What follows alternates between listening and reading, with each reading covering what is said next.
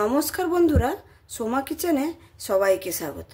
আজকে আমি আপনাদের সামনে আবারও নিয়ে চলে এসেছি একটা আমের আচারের রেসিপি। এর আগেও আমি আমের তেল আচারের রেসিপিটা দিয়েছিলাম, সেখানে কিন্তু অনেক বন্ধুরা পছন্দ করেছে। আজকে আমি নিয়ে এসেছি টক ঝাল মিষ্টি আচার একটা করে দেখাবো।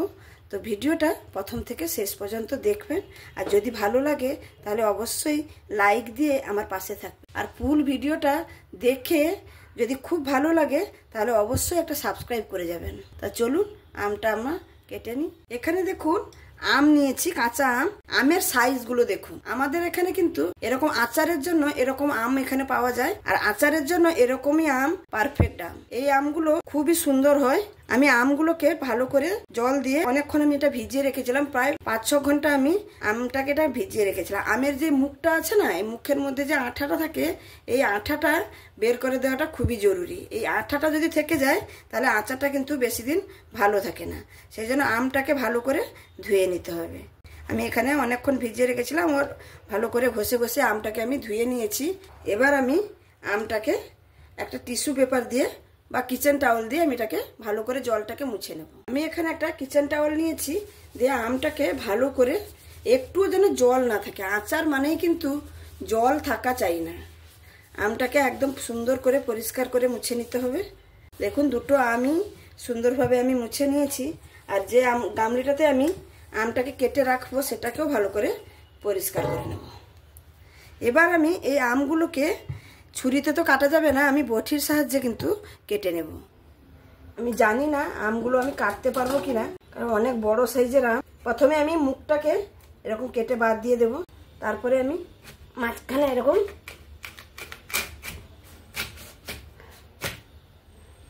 দেখুন আমটা দেখুন কতটা পুরো, দেখুন আমটা আচারের জন্য একদম পারফেক্ট আম।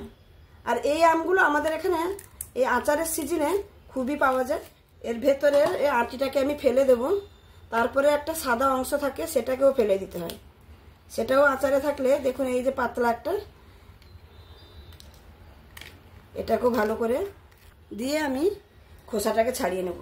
এর আগে যদি আমি প্রথমে খোসাটাকে ছাড়িয়ে নিতাম না, তাহলে আমি আমটাকে কাটতে পারতাম না, স্লিপ করতো।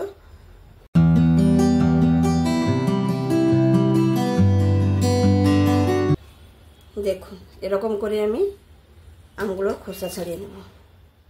এবার আমি এটাকে 3 টুকরো করে কেটে নেব। আমটা যে চওড়া, 3 টুকরো 4 টুকরো হবে মনে হয়।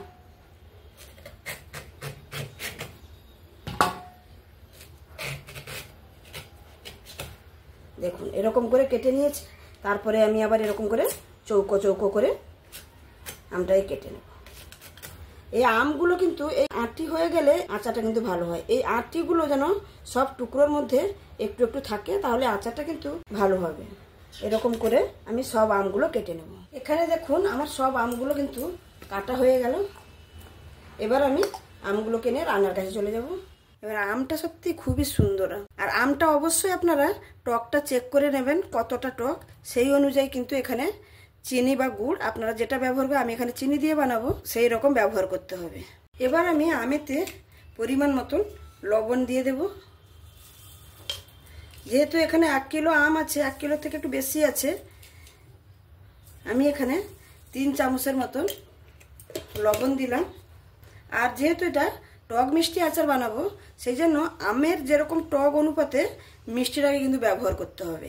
এখানে আমি চিনি প্রায় ধরুন 700 গ্রামের মতন দেব। যেহেতু 1 কিলো আম, আর আপনাদের আম যদি একটু মিষ্টি হয় তাহলে চিনিটা আপনারা সেরকমই বুঝে দেবেন। দিয়ে এটাকে আমি ভালো করে মাখিয়ে নেব।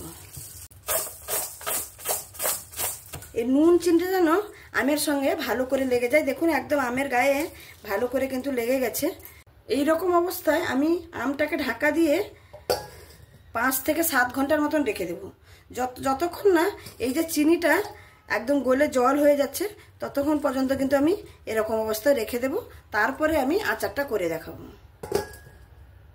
আমি যে এখানে আমগুলোকে চিনি আর লবণ দিয়ে মিক্স করে রেখেছিলাম, দেখুন চিনিটা গলে গিয়ে একদম জলে পরিণত হয়ে গেছে।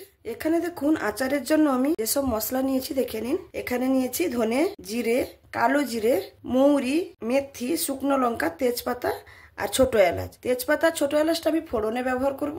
আর সমস্ত মশলাগুলো আমি প্রথমে শুকনো কড়াইতে ভেজে নেব। ভেজে নেওয়ার জন্য আমি এখানে একটা কড়া বসিয়ে দিয়েছি। কড়াইয়ের মধ্যে প্রথমে দিয়ে দেব ধনে, তারপরে দিয়ে দেব জিরে, মেথি আর পানমৌরি আর শুকনো লঙ্কা। এগুলোকে প্রথমে আমি ভেজে নেব।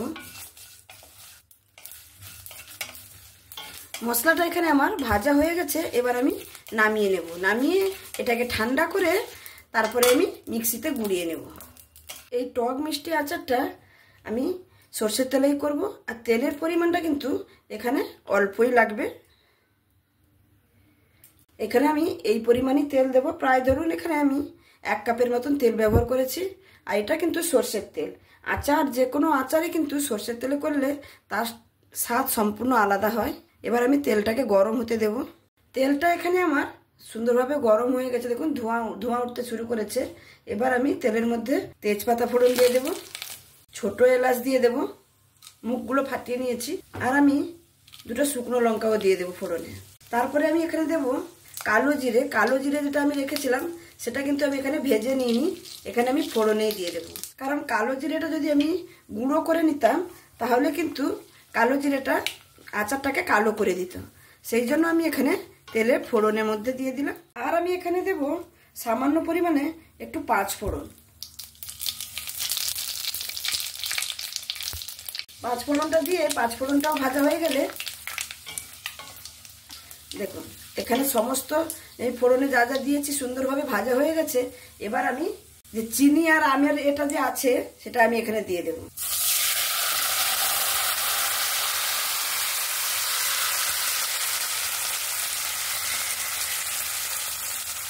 আমি চিনিটা যেটা নিচে সামান্য একটু আছে সেটাও ভালো করে মুছে দিয়ে দিলাম। এই আচারটা কিন্তু খুবই সহজ একটা রেসিপি। এবার এখানে গ্যাসটাকে বাড়িয়ে দিয়ে অনবরত নাড়াচাড়া করতে হবে। এখানে দেখুন এবার চিনির জলটা সুন্দরভাবে ফুটতে শুরু করেছে। আর এই ফুটতে ফুটতে কিন্তু আমটাও সেদ্ধ হয়ে যাবে। আমের ভেতরে তো এমনিতেই মিষ্টি আর লবণটা ঢুকেই আছে, আরও ভালো করে ঢুকে যাবে। এখানে আমি সামান্য পরিমাণে একটু হলুদ দিয়ে দেব। আচারটা সুন্দর কালার আসার জন্য একটু হলুদ দেব। আর একটু দেব আমি এখানে কাশ্মীরি লঙ্কার গুঁড়ো, ভালো কালারের জন্য। আমি লবণ তো দিয়েছি প্রথমে, তবুও আমি এখানে স্বাদ মতন আর একটু লবণ লাগবে, এখানে আমি দিয়ে দেব। দিয়ে এটাকে এরকমই ফুটতে দেব যতক্ষণ না ঘন হয়ে আসবে। আমটা ফুটতে ফুটতে আমি দেখুন মশলাটাকে গুঁড়ো করে নিচ্ছি। একদম কিন্তু মিহি করিনি, একদম দানা দানাও আছে সেরকম করে কিন্তু আমি মশলাটাকে গুঁড়িয়ে নিয়েছি। এখানে কিন্তু এরকম বারবার একটু নাড়াচাড়া করে দিতে হবে, না হলে কিন্তু নিচে লেগে যাওয়ার সম্ভাবনা থাকতে পারে। এবার দেখুন আচারটা আমি নাড়াচাড়া করতে করতে কতটা ঘন হয়ে এসছে দেখুন। আর আমগুলো দেখুন একদম ট্রান্সপারেন্ট মতন হয়ে গেছে। আর এই আচারটা কিন্তু সবসময় যে কোনো আচার একটু ধৈর্য সহকারে করতে হবে, ধৈর্য নিয়ে করতে হবে। তাড়াহুড়ো করলে কিন্তু আচার ভালো হবে না। আমি এখানে গ্যাসের ফ্লেমটাকে লো টু মিডিয়াম করে দিয়েছি। দেখুন এরকম করে আস্তে আস্তে করে কিন্তু ফুটছে। এরকম ফুটতে ফুটতে যখন চিনির রসটা একদম ঘন হয়ে আসবে তখন আমি মশলাগুলো দেব। আরও বেশ কিছুক্ষণ এটা আচারটা হতে টাইম লাগবে, আবারও আমি ফুটতে দেব। আচারটা দেখুন এখানে আমি নাড়াচাড়া করতে করতে একদম কিন্তু ঘন হয়ে এসছে। চিনির এই যে বুদবুদ বুদবুদ করে এটা উঠছে, দেখেই নিশ্চয়ই বুঝতে পারছেন কতটা ঘন হয়ে এসছে। এই সময় কিন্তু আচারটাকে ছেড়ে কোথাও যাবেন না, অনবরত কিন্তু নাড়াচাড়া করতে হবে, না হলে তলায় লেগে যেতে পারে। আর দেখুন কত সুন্দর কালার এসছে। আর আমি একটা আম তুলে আপনাদের দেখাচ্ছি। দেখুন একটাও আম কিন্তু ভেঙেও যায়নি, কিন্তু দেখুন স্পঞ্জের মতন হয়েছে একদম, দেখেছেন? আম কিন্তু নরম হয়ে গেছে, সেদ্ধ হয়ে গেছে, কিন্তু এত সুন্দরভাবে ওই যে চিনিটা যে আমি প্রথমে যে মাখিয়ে রেখেছিলাম ওই রকমভাবে যদি আচারটা তৈরি করা যায়, আচারের স্বাদ খুব সুন্দর হয়। এখানে কিন্তু অনবরত এরকম নাড়াচাড়া করতে হবে। আচারটা এখানে আমার অনেকটাই হয়ে এসছে। এবার আমি যে মশলা যে করে রেখেছিলাম সেই মশলাটার কিছু পরিমাণ এখানে আমি দিয়ে দেব, অর্ধেকটা পরিমাণ, আর অর্ধেকটা আমি লাস্টে দেব। এরকম করে করে মশলাটা দিলে মশলাটা সুন্দর আমের মধ্যেও যাবে তার টেস্টটা, আর খেতে কিন্তু অসাধারণ লাগে। এই আচারটা যদি আমি প্রথমে মানে আম দিয়ে তারপরে যদি এমনি চিনি দিয়ে কড়াইতে নাড়তে থাকতাম, তাহলে কিন্তু আমটা সম্পূর্ণভাবে গলে যেত। চিনিটা গলতে গলতে আমটা কিন্তু সেদ্ধ হয়ে একদম গলে যেত, এরকম গোটা গোটা করে থাকতো না। আর আচার কখনোই বেশি ফ্লেমে করতে যাবেন না, তাহলে আচারের স্বাদ গন্ধ কিন্তু নষ্টই হয়ে যাবে। এরকম হালকা গ্যাসে বসিয়ে টাইম দিয়ে আচার কিন্তু বানাতে হয়।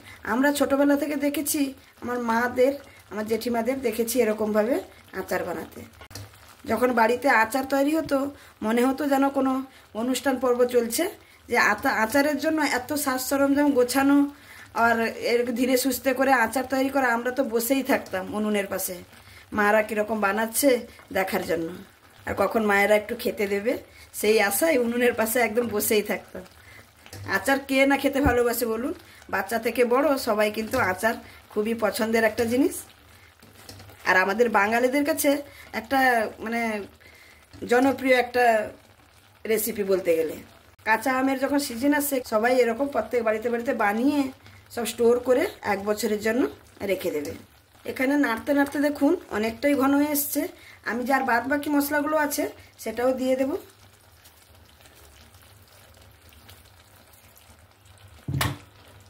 আচার বানানোর সময় কিন্তু মশলা কম দিলে সেই আচারের স্বাদ কিন্তু অনেকটাই কমে যায়। যতটা আম থাকবে সেই পরিমাণে মশলা দিতে হবে, আর মশলাটা তার থেকেও একটু বেশি হলেও ক্ষতি নেই, সেটা বরঞ্চ আরও খেতে ভালো লাগে সেই আচারটা। আচারটা প্রায় আমার এখানে হয়েই এসছে। এখানে আমি নামানোর আগে ভিনিগার দিয়ে দেব 2 চামচের মতো। এই ভিনিগারটা দিলে আচারের লাইফ টাইমটা কিন্তু বাড়িয়ে দেবে। রোদে দেওয়া ঝামালি ছাড়া বা ফ্রিজে রাখার ঝামালি ছাড়াও আচারটা দীর্ঘদিন 1 বছর 2 বছর পর্যন্ত ভালো থাকবে। ভালো করে একটু নাড়াচাড়া করে নেব। এখানে কিন্তু আমার আচারটা কিন্তু একদমই কমপ্লিট। এর থেকে আমি আর বেশি রসটা শুকাবো না, কারণ ঠান্ডা হয়ে গেলে আচারটা আরও গাঢ় হয়ে যাবে। এই অবস্থায় আমি কিন্তু গ্যাসটাকে বন্ধ করে দেব। আচারটা আমার কমপ্লিট হয়ে গেছে, আর একটু ঠান্ডা হলেই আপনাদের কাছে পরিবেশন করে দেখাবো।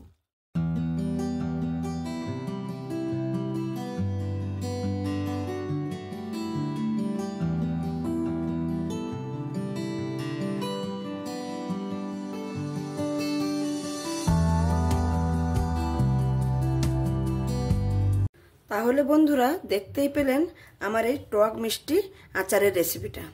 দেখুন কত সুন্দর হয়েছে। আর আপনারা হয়তো ভাবছেন যে এতটা পাতলা রেখেছি, কিন্তু এটা কিন্তু যখনই পরপর ঠান্ডা হয়ে যাবে একদম কিন্তু জমে যাবে। তাহলে আমার এই আচারের রেসিপিটা আপনাদের কাছে কেমন লাগলো অবশ্যই কমেন্টের মাধ্যমে আমাকে জানাবেন। আর একবার এরকম বাড়িতে বানিয়ে দেখবেন, কত সুন্দর হয় এরকম আচার। আর আমি যেভাবে বানিয়েছি সেই রকম পদ্ধতিতে বানালে রোদে দেওয়া ঝামেলা ছাড়াই সারা বছর কিন্তু আপনারা সঞ্চয় করে রাখতে পারবেন। এখানে আমি আপনাদের সামনে পরিবেশনের জন্য আমি এই বাউলে একটা ঢেলে দেখিয়েছি। এটা কিন্তু আমি পরে ঠান্ডা হলে একটা পরিষ্কার জারে আমি এটাকে ঢেলে নেব। আমার এই রেসিপিটা যদি আপনাদের কাছে ভালো লেগে থাকে আমার চ্যানেলটাকে সাবস্ক্রাইব করে আমার পাশে থাকবেন। আর যদি খুব ভালো লাগে তাহলে একটা লাইকও দিয়ে দেবেন। আজকে আমি এখানেই শেষ করছি। আবার অন্য কোনো দিন অন্য কোনো রেসিপির সঙ্গে আপনাদের সামনে উপস্থিত হব। আপনারা সবাই ভালো থাকবেন, সুস্থ থাকবেন, সাবধানে থাকবেন। ধন্যবাদ।